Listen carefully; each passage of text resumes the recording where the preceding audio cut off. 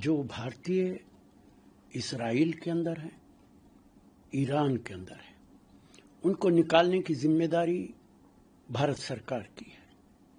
پہلا سوال یہ ہے، اسرائیل کے اندر آپ نے بھارتیوں کو بھیجا کیوں تھا؟ کیا آپ کو معلوم نہیں تھا کہ اسرائیل اور ایران کے کیا حالات ہیں، حماس کے اور اسرائیل کے کیا حالات ہیں؟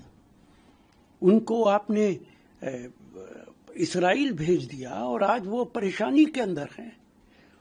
یہ دربھاگیہ پورن ہے، اس کے لیے 100% بھارت سرکار ذمہ دار ہے۔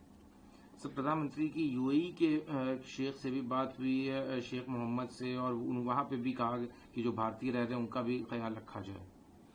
دیکھیے، صرف پردھان منتری یو اے ای سے بھی کہہ رہے ہیں کہ بھارتیوں کا خیال رکھا جائے۔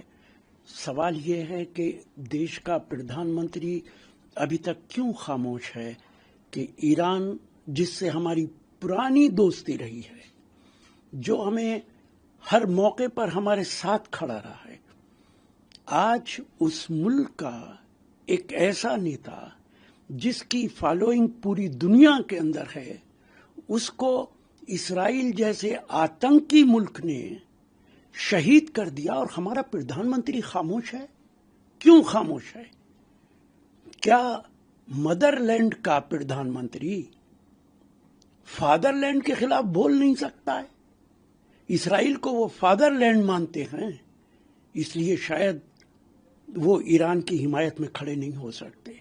اور میں یہ سوال پہلے بھی اٹھا چکا ہوں، جب پردھان منتری اسرائیل میں تھے، عام چرچا تھی اسرائیل کے اندر، عام آدمیوں میں یہ چرچا تھی کہ بھارت کے پردھان منتری جیسے ہی اسرائیل چھوڑیں گے، اسرائیل ایران پر حملہ کر دے گا۔